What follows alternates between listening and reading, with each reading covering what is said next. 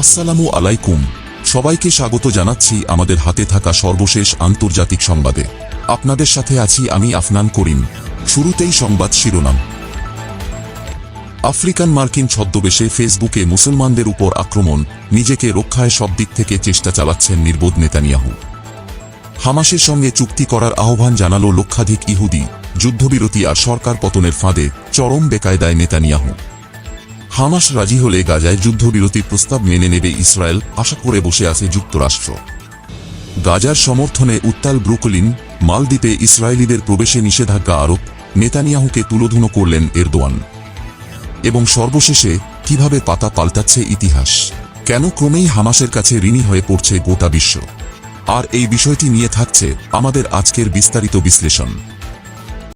গাজা উপত্যকায় আটক ইসরায়েলি পণবন্দীদের মুক্ত করে আনতে হামাসের সঙ্গে চুক্তি করার আহ্বান জানিয়েছেন লক্ষাধিক ইহুদি। তারা শনিবার মধ্যরাত পর্যন্ত তেল আবিবের রাজপথ অবরোধ করে যুদ্ধবাজ নেতানিয়াহু সরকারের পতন এবং নতুন নির্বাচন দেয়ারও দাবি জানিয়েছেন। চুক্তি করে পণবন্দীদের মুক্ত করে আনার দাবিতে গত বছরের অক্টোবর থেকে প্রতি শনিবার তেল আবিব সহ সারা ইসরায়েলে বিক্ষোভ সমাবেশ হয়ে আসছে। তবে গতরাতের প্রতিরোধ বিক্ষোভকে এই যাবৎকালের সবচেয়ে বড় সমাবেশ বলে আখ্যায়িত করেছেন এতে অংশগ্রহণকারীরা।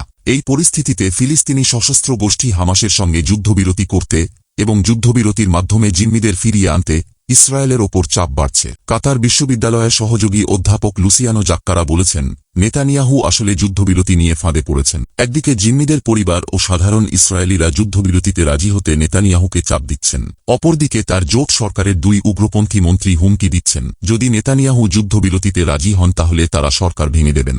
আর যদি ওই দুই উগ্রপন্থীর কারণে সরকার ভেঙে যায় তাহলে নেতানিয়াহুর রাজনৈতিক ক্যারিয়ারের ইতি ঘটতে পারে। এ বিষয়টি নিয়েই মূলত নেতানিয়াহু বেশি ভয় পাচ্ছেন। যুদ্ধবিরতির সিদ্ধান্তটি দীর্ঘদিন ধরে পেছাচ্ছেন নেতানিয়াহু, কারণ তিনি বুঝতে পেরেছেন যুদ্ধে জয় কোনোভাবেই সম্ভব নয়। নির্বোধ নেতানিয়াহু এখন যুক্তরাষ্ট্রের কংগ্রেসে গিয়ে সময় ক্ষেপণের চেষ্টা চালাচ্ছেন। সঙ্গে তিনি জিম্মিদের মুক্তির ক্ষেত্রেও আরও সমর্থন পাওয়ার চেষ্টা করছেন, যেন তিনি আরও কিছুদিন রাজনৈতিকভাবে বেঁচে থাকতে পারেন। এদিকে আফ্রিকান মার্কিন ছদ্মবেশে ফেসবুকে মুসলমানদের উপর আক্রমণ করছে ইসরায়েলিরা। মেটা গবেষকরা এখন পর্যন্ত 510টি ফেসবুক অ্যাকাউন্ট, 11টি ফেসবুক পেজ, 32টি ইনস্টাগ্রাম অ্যাকাউন্ট এবং ইসরায়েলি প্রচারমূলক কার্যকলাপের সাথে যুক্ত একটি গ্রুপের সন্ধান পেয়েছেন। মেটা ঘোষণা করেছে যে তারা একটি ইসরায়েলি বিপণন সংস্থাকে চিহ্নিত করেছে যেটি ফেসবুক এবং ইনস্টাগ্রাম প্ল্যাটফর্মে অনুপ্রবেশের মাধ্যমে প্রচার চালানোর জন্য জাল ফেসবুক অ্যাকাউন্টগুলো ব্যবহার করছে। এই ইসরায়েলি প্রচার সংস্থাটি মার্কিন যুক্তরাষ্ট্র এবং কানাডার শ্রোতা এবং ফেসবুক ও ইনস্টাগ্রাম ব্যবহারকারীদের টার্গেট করে ফিলিস্তিনিদের বিরুদ্ধে ইসরায়েলের যুদ্ধ সম্পর্কে জাল বিষয়বস্তু প্রকাশ করে থাকে। এই অ্যাকাউন্টগুলো নিজেদেরকে ইহুদি ছাত্র, আফ্রিকান আমেরিকান এবং সংশ্লিষ্ট দেশের নাগরিক হিসেবে পরিচয় দিয়ে ইসরায়েলের সামরিক পদক্ষেপের প্রশংসা করে এবং একই সঙ্গে ফিলিস্তিন শরণার্থীদের সমালোচনা করে পোস্ট শেয়ার করে। মেটা দ্বারা প্রকাশিত তথ্য অনুসারে তারা কানাডায় ইসলামোফোবিয়ার বিষয়ে বিতর্কিত মন্তব্যগুলো শেয়ার করেছে এবং মুসলমানদেরকে উদারপন্থীদের শত্রু হিসাবে পরিচয় করিয়ে দেওয়ার চেষ্টা করছে। এমনকি এই অ্যাকাউন্টগুলো যারা চালাচ্ছে তারা রাজনীতিবিদ, মিডিয়া সংস্থা এবং অন্যান্য পাবলিক ব্যক্তিত্বদের পেজে ব্যাপক উল্টোপাল্টা মন্তব্য লিখে তাদেরকে মানসিকভাবে চাপ দেওয়ার চেষ্টা চালাচ্ছে।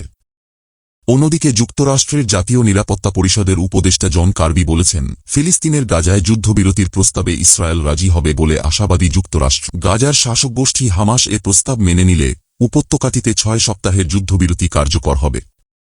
এদিকে কখনো পোস্টার হাতে ব্রুকলিন জাদুঘরের দিকে হাঁটছেন মানুষজন, কখনো আবার জাদুঘরের সামনে ও ভেতরে তাঁবু খাটিয়ে বসে রয়েছেন অনেকে। ফিলিস্তিনের সমর্থনে রোববার শত শত মানুষ এমনভাবেই বিক্ষোভ দেখালেন, নিউ ইয়র্কের ওই প্রখ্যাত জাদুঘর পর্যন্ত মিছিল করে ভেতরে জোর করে ঢুকে। সমাজ মাধ্যমেও ব্যাপকভাবে ছড়িয়ে পড়ল ঘটনার ছবি ভিডিও। গ্রেপ্তারও হলেন বেশ কয়েকজন। এদিন অন্তত 700 বিক্ষোভকারী জড়ো হয়েছিলেন জাদুঘরের সামনে। সকলেই উইদিন আওয়ার লাইফটাইম নামে এক ইসরায়েল বিরোধী দলের সদস্য। বিক্ষোভ প্রদর্শনে উপস্থিত সকলেরই হাতে ছিল নানা রকমের পোস্টার। কোনো পোস্টারে লেখা, ফিলিস্তিনকে মুক্ত করো, গণহত্যাকে শেষ করো। কোনো পোস্টারে আবার লেখা, সাইলেন্স ডেথ, অর্থাৎ নীরবতা মৃত্যুর সমতুল্য। অনেকের হাতে ছিল ফিলিস্তিনের পতাকাও। প্রতিবাদ মিছিল জাদুঘর পর্যন্ত যাওয়ার পরে ক্রমশ উত্তপ্ত হয়ে ওঠে পরিস্থিতি। অনেকে পুলিশকে লক্ষ্য করে পানির বোতল ছোড়েন, অনেকে আবার ব্যারিকেড ভেঙে দেয়াল বেয়ে নিরাপত্তা কর্মীদের সরিয়ে দিয়ে জাদুঘরের মধ্যে ঢুকে পড়েন। এই সময় ঘটনাস্থল থেকে বেশ কয়েকজনকে গ্রেপ্তার করা হয়। অনেকে অবশ্য তৎক্ষণে জাদুঘরের ভিতরে তাঁবু খাটিয়ে সেখানেই বসে পড়েন। জাদুঘরের তরফে দেয়া একটি বিবৃতিতে জানানো হয়েছে, বিশৃঙ্খলায় বেশ কিছু পরিমাণ ক্ষয়ক্ষতি হয়েছে তাদের। পুলিশ জানিয়েছে, বিক্ষোভকারীদের বিরুদ্ধে কড়া পদক্ষেপ গ্রহণ করা হবে। এছাড়াও গাজা উপত্যকায় আগ্রাসন চালানোর কারণে ইসরায়েলিদের প্রবেশের ওপর নিষেধাজ্ঞা আরোপের ঘোষণা দিয়েছে মালদ্বীপ সরকার। এ নিষেধাজ্ঞা কার্যকর হলে ভারত মহাসাগরের ছোট্ট এই মুসলিম প্রধান দেশে আর কোনো ইসরায়েলি প্রবেশ করতে পারবে না। গত অক্টোবরে শুরু হওয়া গাজা যুদ্ধ ঘিরে ইসরায়েলের বিরুদ্ধে মালদ্বীপের জনগণের মধ্যে ক্ষোভ বেড়েই চলেছে। এছাড়া দেশে ইসরায়েলিদের প্রবেশে নিষেধাজ্ঞা আরোপ করতে প্রেসিডেন্ট মুইজ্জুকে চাপ দিয়ে আসছিল বিরোধী দল ও জোট সরকারের মিত্ররা। এমনকি নির্বোধ নেতানিয়াহুকে রীতিমতো তুলোধুনো করেছেন তুরস্কের প্রেসিডেন্ট রিসেপ তাইয়েপ এরদোয়ান। তিনি বলেছেন, নেতানিয়াহু ওই অঞ্চল এবং পুরো বিশ্বকে বিপর্যয়ের দিকে ঠেলে দিচ্ছেন, অবশ্যই তাকে থামাতে হবে। নেতানিয়াহু নামের এই বর্বর, গুন্ডা ও রক্তপিপাসু আমাদের অঞ্চলসহ সারা বিশ্বকে বিপর্যয়ের দিকে ঠেলে দিচ্ছে। সর্বাত্মকভাবে আমরা ফিলিস্তিনি জনগণের পাশে আছি।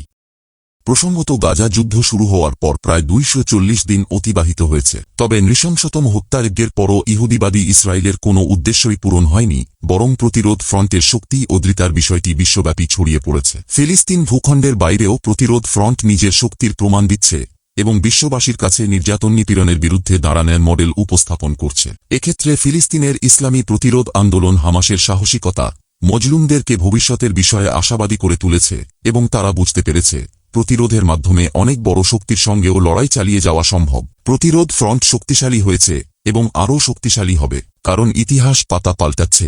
জাতিসংঘ নিরাপত্তা পরিষদে দখলদার ইসরায়েলের বিরুদ্ধে প্রস্তাবগুলোতে একের পর এক ভেটো দিয়ে আগ্রাসনে সহযোগিতা করছে আমেরিকা। তবে আমেরিকা এবং তার মিত্র ইউরোপীয় দেশগুলোতে ফিলিস্তিনিদের পক্ষে মানুষ সোচ্চার হয়েছে। বিশ্বজুড়ে মানবিক চাপের কারণে বিভিন্ন দেশ ফিলিস্তিন রাষ্ট্রের বৈধতাকে স্বীকৃতি দিতে শুরু করেছে। ইসরায়েলের সব বিশ্ববিদ্যালয় ও গবেষণা প্রতিষ্ঠানের সঙ্গে সম্পর্ক ছিন্ন করেছে বেলজিয়ামের গেন্ট ইউনিভার্সিটি। জেরুজালেমের মানবাধিকার নীতির সঙ্গে বিশ্ববিদ্যালয় ও গবেষণা প্রতিষ্ঠানের সম্পৃক্ততার কারণে এ সিদ্ধান্ত নিয়েছে বেলজিয়ামের উচ্চশিক্ষার প্রতিষ্ঠানটি। ফিলিস্তিনে ইসরায়েলের হামলার প্রতিবাদে মে মাস থেকে গেন্ট ইউনিভার্সিটিতে জোরালো বিক্ষোভ চলছে। বিশ্ববিদ্যালয় ক্যাম্পাসের কিছু অংশ বিক্ষুব্ধ শিক্ষার্থীরা প্রতিবাদ ও বিক্ষোভ করে আসছেন। সেখান থেকে ইসরায়েলের বিরুদ্ধে ব্যবস্থা নেওয়ার দাবি ওঠে। বিশ্ববিদ্যালয়টির একটি তদন্ত কমিটি ইসরায়েলি শিক্ষা প্রতিষ্ঠান ও ইসরায়েলি সরকার, সামরিক বা নিরাপত্তা পরিষেবার মধ্যে সংযোগ খুঁজে পেয়েছে। এ ব্যাপারে এক বিবৃতিতে উদ্বেগও প্রকাশ করেছে বিশ্ববিদ্যালয়। আন্তর্জাতিক অপরাধ আদালতের এক রায়ের উল্লেখ করে বলা হয়েছে, সাম্প্রতিক মাসগুলোয় গাজার মানবিক পরিস্থিতি আরও খারাপ হয়েছে। বিশ্ববিদ্যালয়টি এটি আমলে নিয়েছে। ইউগেন্ট 2 সপ্তাহ আগে 3টি ইসরায়েলি প্রতিষ্ঠানের সঙ্গে সম্পর্ক ছিন্ন করেছে। মূলত 18টি ইসরায়েলি একাডেমিক প্রতিষ্ঠানের সঙ্গে বিশ্ববিদ্যালয়টির অংশীদারত্ব ছিল। বছরের পর বছর ধরে গোটা বিশ্বে দখলদার ইসরায়েলের পক্ষে জনমত তৈরিতে কাজ করেছে আমেরিকা। একই সঙ্গে তারা ফিলিস্তিনের প্রতিরোধ আন্দোলনের প্রতি ক্ষোভ ছড়াতে কাজ করেছে। এমনকি ইরানের বিরুদ্ধেও ব্যাপক প্রচার চালিয়েছে। তবে ফিলিস্তিনের ইসলামী প্রতিরোধ যোদ্ধা সংস্থা হামাসের ফিলিস্তিন ও আধিপত্য বিরোধী আন্দোলন গত কয়েক দশকে মধ্যপ্রাচ্য অঞ্চলসহ গোটা বিশ্বে প্রভাবশালী ভূমিকায় অবতীর্ণ হয়েছে। ইরানের ইসলামী বিপ্লব থেকে অনুপ্রেরণা নিয়ে সংগঠনটি ব্যাপক শক্তি অর্জন করেছে এবং বিশ্বকে অবাক করে দিয়েছে। ইরাক, সিরিয়া, লেবানন, ফিলিস্তিন এবং ইয়েমেনের মতো দেশে সাম্রাজ্যবাদী ব্যবস্থার মোকাবেলায় ইতিমধ্যেই প্রতিরোধ যোদ্ধাদের ফ্রন্ট সফল হয়েছে। আর সে সাথে প্রতিরোধ সংগ্রামের সফলতা গোটা বিশ্বের নিপীড়িত মানুষের মনে আশার সঞ্চার করেছে। প্রতিটি ধর্মই বলে, জুলুম নিপীড়নের বিরুদ্ধে লড়াইয়ের মাধ্যমে শান্তি প্রতিষ্ঠা প্রত্যেক মানুষের ধর্মীয় ও নৈতিক দায়িত্ব। পবিত্র ইসলাম ধর্ম মানুষকে জুলুম ও অন্যায়ের কাছে মাথা নত না করার শিক্ষা দিয়েছে। আর এই শিক্ষাকে হৃদয়ে ধারণ করেই সংগ্রাম চালিয়ে যাচ্ছে হামাসের সংগ্রামীরা। আর তাই তো আজ তারা দখলবাজি, হত্যা, নির্যাতন ও আগ্রাসনের বিরুদ্ধে প্রতিরোধের এক উজ্জ্বল উপমা। সাম্রাজ্যবাদের বিরুদ্ধে বিশ্বের বিভিন্ন জাতির মধ্যে সচেতনতা এবং ঐক্য সৃষ্টিতে হামাসের প্রতিরোধ সংগ্রামের সাফল্য ব্যাপক ভূমিকা রেখেছে। হামাসের সাহসিকতা আধিপত্যকামীদের বুকে কাঁপন সৃষ্টি করেছে এবং তাদের সব হিসাবনিকাশ পাল্টে দিয়েছে। আর এর ফলেই আগামীতে নতুন এক বিশ্ব ব্যবস্থা ত্বরান্বিত হবে।